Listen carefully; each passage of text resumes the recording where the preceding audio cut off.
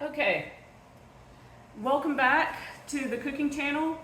Today we're going to do something really special, and in particularly really special to me. Okay, so part of the reason that I like to cook is because of, well, I like to eat and I really like food, but also because of all the family memories associated with cooking and with specific dishes and those types of things. And so today what I'm going to be doing is banana pudding. Okay, and banana pudding is a dish that I associate with my Aunt Jo. Okay, one of the greatest people that I know or knew, and one of the main influences in my life. Okay, and so I do my banana pudding in honor of her. I really enjoy cooking it and just thinking about Aunt Jo and the memories it brings back, and how she used to always make banana pudding for me and for our family gatherings. And so that's one of the things that I'm kind of sharing here, is that little insight. Okay. Incidentally, banana pudding might be one of the only things that I cook that my daughter, who is also a namesake of my Aunt Jo, might actually eat. With that, I need to give you a warning about this banana pudding. If you have never had homemade custard-based banana pudding before, you're in for a treat, okay? Let me put my dog up. Okay, so as I was saying, if you've never had homemade custard-based banana pudding before, you're in for a real treat. However, I need to go ahead and warn you, you may no longer want to order banana pudding at diners and things like that, okay? You'll start to be able to tell if it's not homemade, if it's kind of a Jello pudding based banana pudding, that type of thing. And you might not want to order it anymore. You might get spoiled and only want to eat this homemade banana pudding type. Okay, so just fair warning, you might be willing to still eat it at restaurants, but you might end up no longer able to order banana pudding as a dessert. Okay, so that's the life-altering part of this, if you've never had that custard base.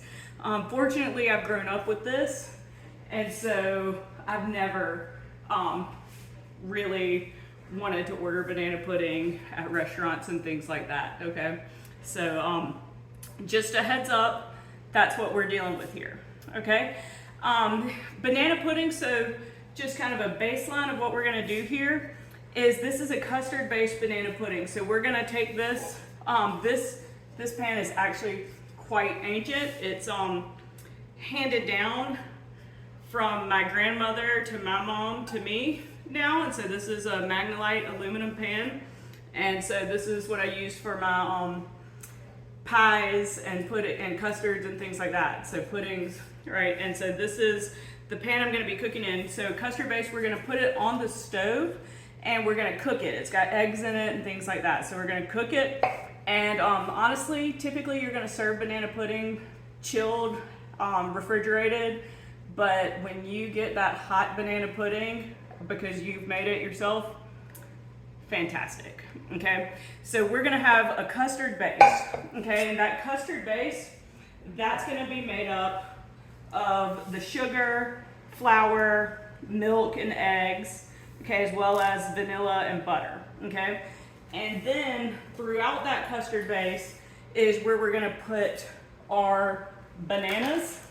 Okay, these bananas aren't quite as ripe as I would like them, but they're about as ripe as they had at the store, and I didn't purchase them in advance enough to let them get a little riper. But realistically, I don't want any green on them. Love a few spots, but this is what we've got.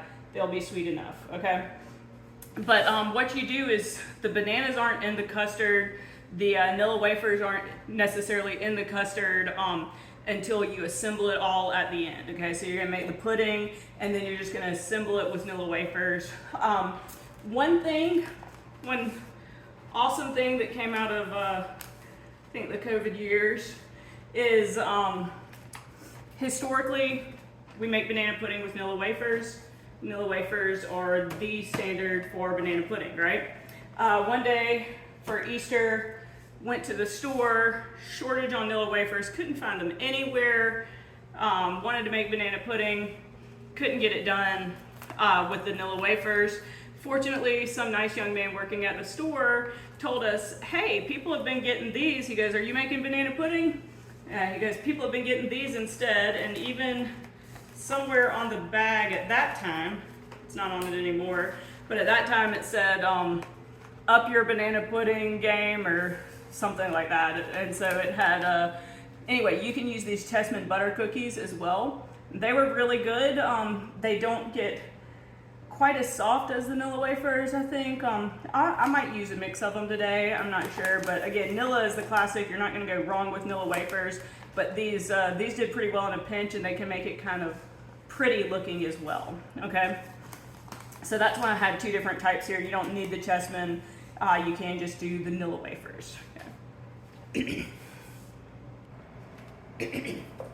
Okay, so to start with, I'm just going to take my 2 cups sugar,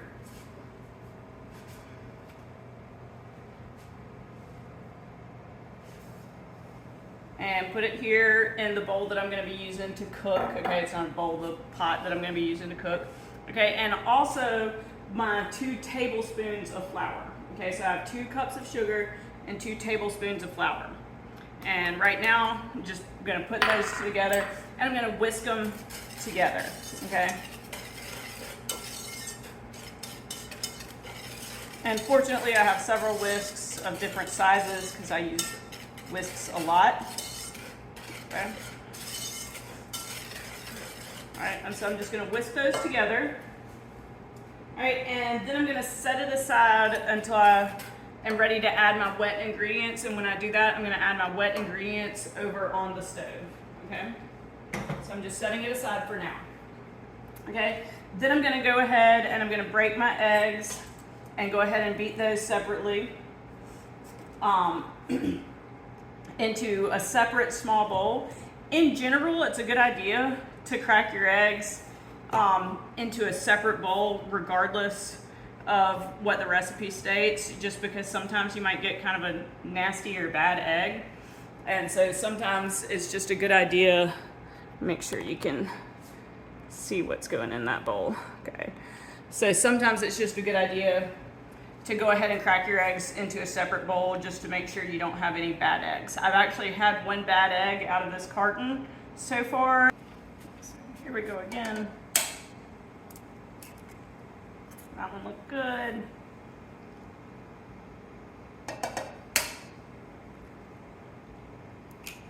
That one looks good.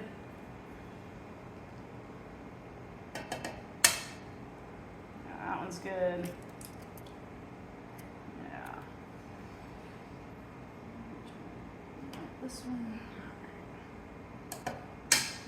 Yeah, and that one's good too. All right, so one of those earlier ones was just really kind of watery and frozen. It was very strange.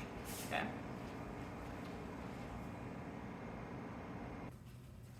Okay, so I always clean up the area where I crack my eggs. Make sure that I get that area clean.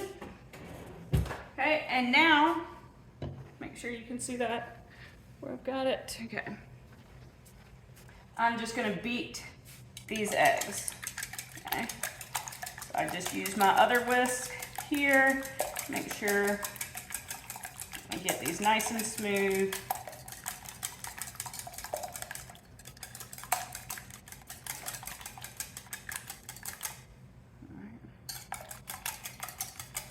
So that was my 4 eggs.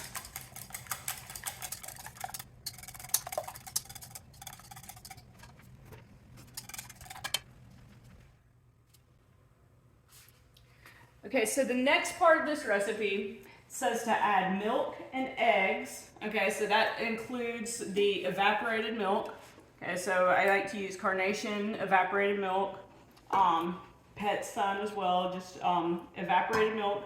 So this is a large can, this is the 12-ounce can. And I'm also going to use a half cup of regular milk. If I don't have regular milk, sometimes I'll use half and half. It'll be fine, okay? Sometimes I like to use half and half anyway. All right, so what I'm going to do with that is I'm going to put these wet ingredients, the milk and the eggs, in my Magnolite pan with the flour and sugar in it, okay? And that's going to be when I start cooking it, okay? And then it says to cook in a double boiler until semi-thick. Okay, so this is a little bit of a trick, okay? A lot of recipes sometimes call for a double boiler. Certain things you really can't escape the double boiler, candy making, chocolate, those types of really precise things. Obviously, well, maybe not obvious to everybody, but that Magnolite pan I showed you is not a double boiler. For the longest time, I didn't even own a double boiler until I started trying to make some candies. What it is just a regular old pan that I'm going to put on the stove on low heat. And anyway, what that's going to do is, instead of using a double boiler, I'm just going to stir it very frequently and make sure it's not sticking to the bottom, okay? So that's the main thing for the double boiler, is to keep it from sticking and getting too much heat there on the bottom. So I'm just going to make sure I control my heat with low heat, and then I'm constantly whisking it and stirring it. Okay, so next I'm going to set up over on the stove. Okay, so next I'm going to add milk and eggs to my flour and sugar mixture over here. Okay. All right, so I'm going to start with, I actually used half and half, my half cup of half and half instead of milk, just because it was fresher and I had more of it than I did milk. Okay, and then I've got this Carnation evaporated milk. I'm going to put that can in here. Okay. All right, and then I'm going to stir those into that flour and sugar mixture. All right, make sure I scrape the sides and bottom of the pan well. Okay, and then here I'm going to add in my already beaten eggs. Okay. And I'm going to turn the heat on. All right, and I've got it over kind of low medium to start out. All right.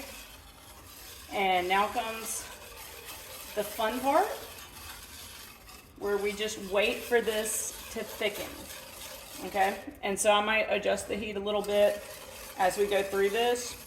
And what I'm really gonna start looking for is for this to kind of start not boiling, but kind of popping or bubbling up through there. And that's when it's about to thicken, okay? And you'll see a very noticeable difference. So you can see how thin it is right now. It'll be a very noticeable difference in thickness, okay? And the more I whisk and stir, if you wanted to sift your flour and stuff before, then you won't get some of the clumps that you'll see in here, but there might just be some little flour clumps and everything as we go through. It'll still look pretty in the end. But most of this is just kind of being patient and waiting for it to thicken. Okay. So I actually don't know how long that will take, but it is 5:59 right now. Okay. And as soon as I get it thick and to the consistency I want, then I'm going to add my 2 pats of butter, or 2 tablespoons of butter, and my 1 tablespoon of vanilla, and I'm going to beat that in with my hand mixer right here. Okay, so I'm going to get it thick, and then I'm going to remove it from heat, and then I'm going to add my butter and vanilla.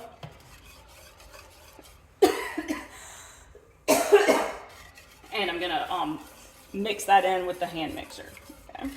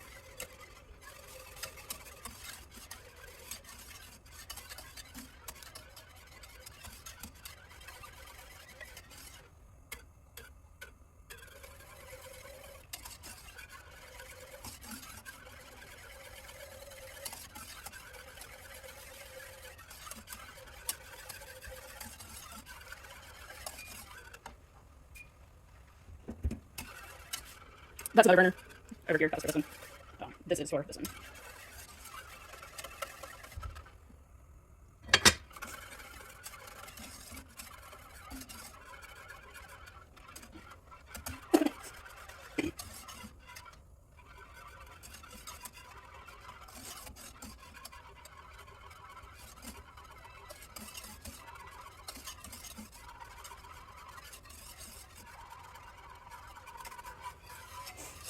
Okay, it is 6:04, so about 5 minutes now. It's still not thick.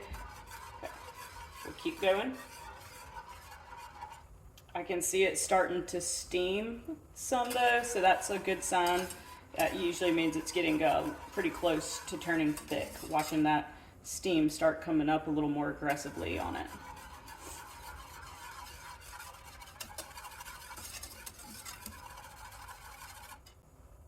Yeah, I don't know if you can see that very well in the video or not, but it is starting to steam a little more aggressively.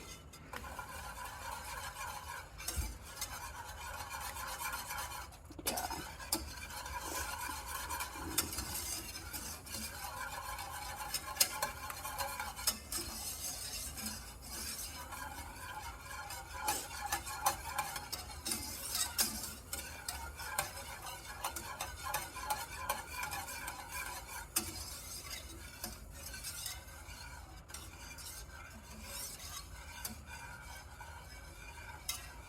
And I'm not necessarily stirring real aggressively here. I'm just trying to kind of keep it from sticking everywhere, again, since I'm not using a double boiler in particular.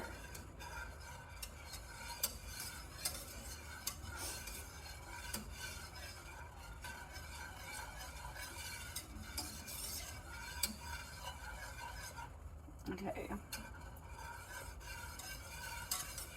I'm seeing some more like little patches, kind of thickening.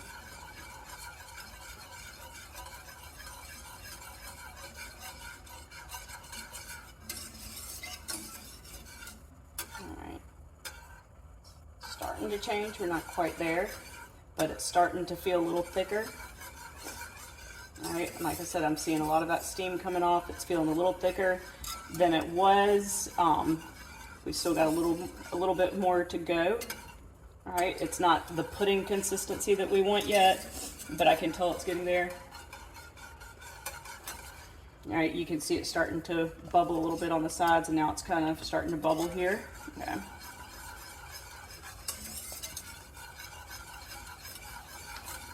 All right, so we're getting there.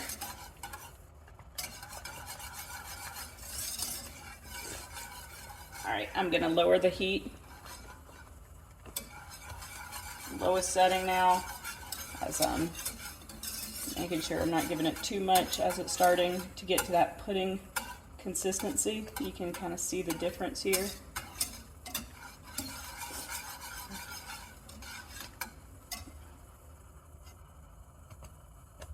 See, you can see it can't boil like a very viscous thing anymore, and it's just going to kind of do those little air puffs as the trapped gas is trying to escape.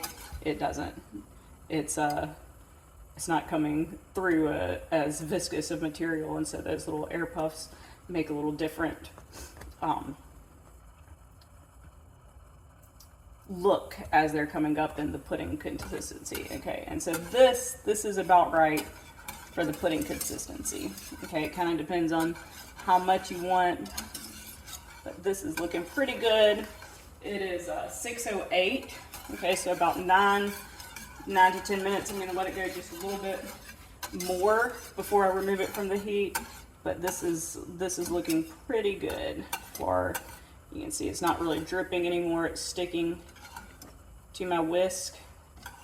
All right, so that's our pudding consistency that we're looking for. Okay, so it took about 10 minutes, so it just turned to 6:09, so it took about 10 minutes for it to get to that. Over most of the time it was low medium heat, just under halfway, around 3 or 4 on your dial probably for the stove, and then here at the end I've got it on real low. Okay, but we're gonna call that good pudding consistency. Okay, nice and thick. Okay, and so 6:09 still on my clock, so right around 10 minutes, and then I'm gonna turn off the heat.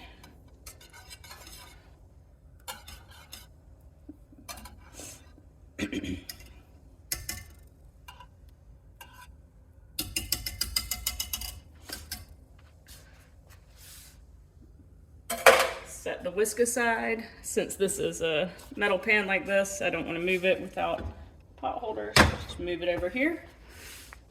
Okay.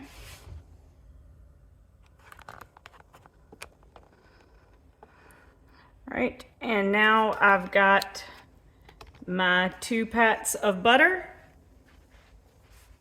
All right, I'd like to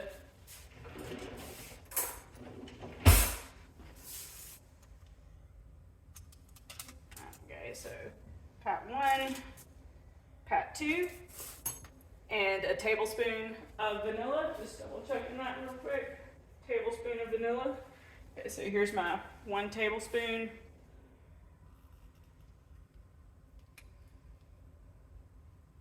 This is Madagascar bourbon vanilla. You have a tablespoon in you? You don't. It's okay. More where that came from. This is Mexican and Madagascar vanilla right here.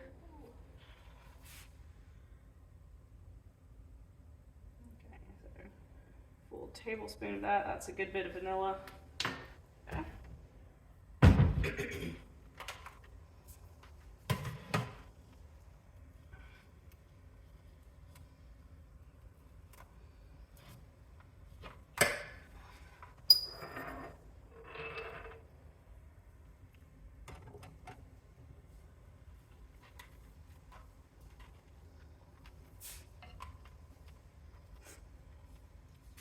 And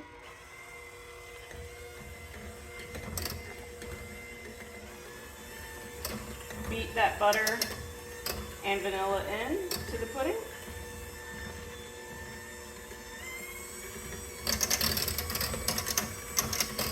This is another reason I like to use this aluminum pan, so I don't have to worry about these metal beaters up against the sides of the pan. I can make sure I get all the way through.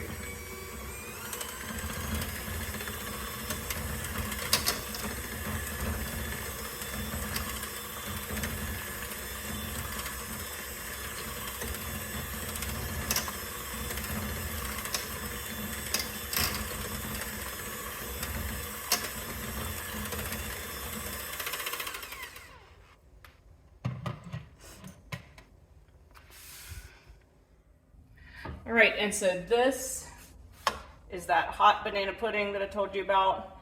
I always want to taste it, make sure before you take it somewhere. That's pretty sufficient. And then the next part is just going to be assembly. Okay.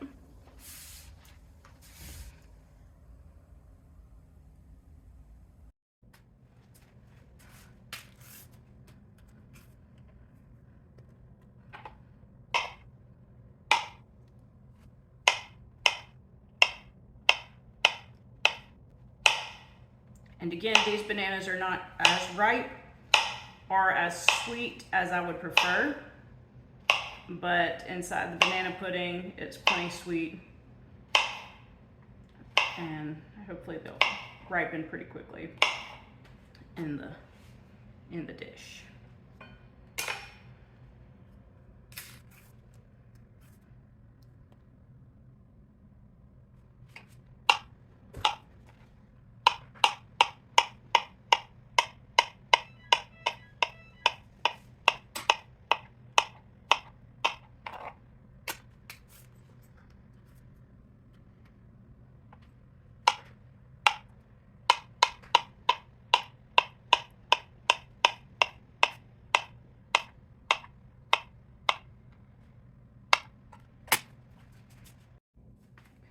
Okay, next is the assembly part.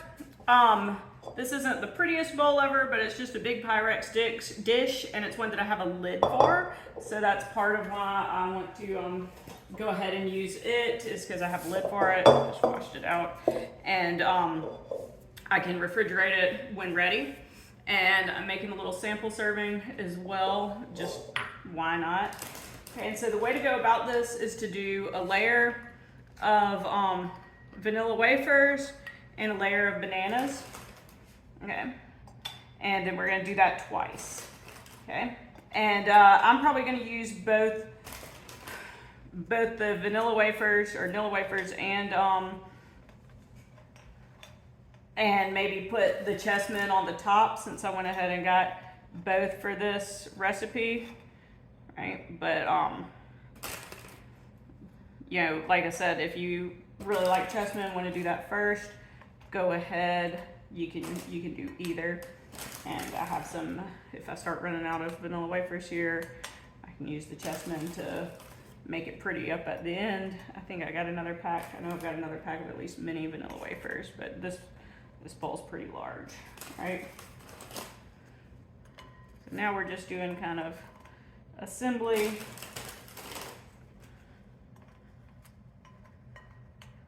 With layering wafers and bananas. So layer one, next we have a banana layer. Of course, make sure your hands are clean and washed as you're doing all of this, right?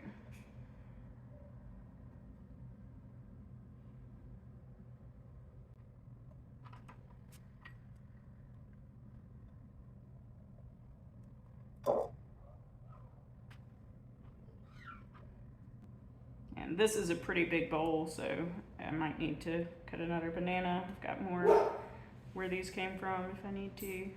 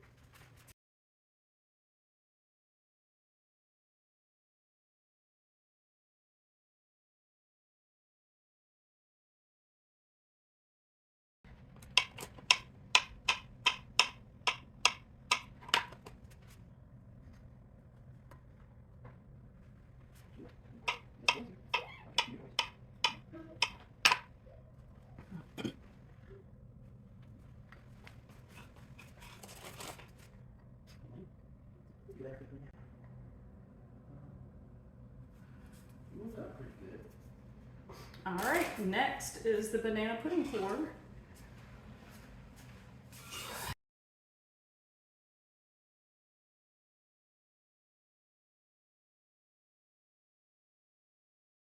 Save the leftovers.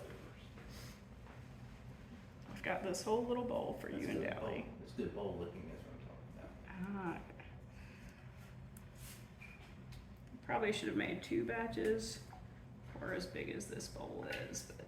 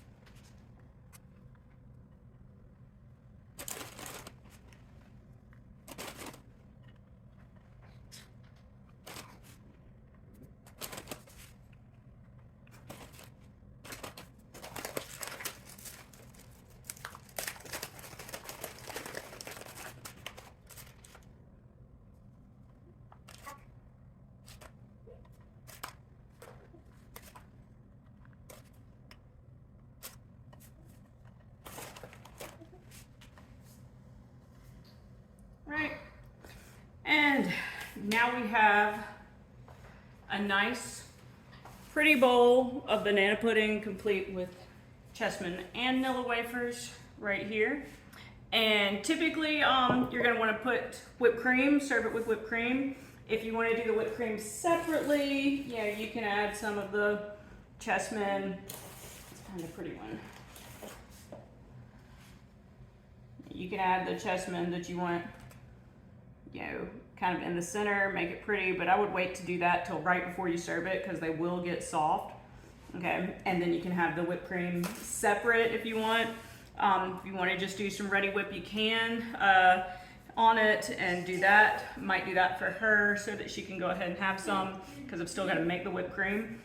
But making whipped cream is really simple, and that'll be the next video. Okay, is making some whipped cream. I'll do that soon.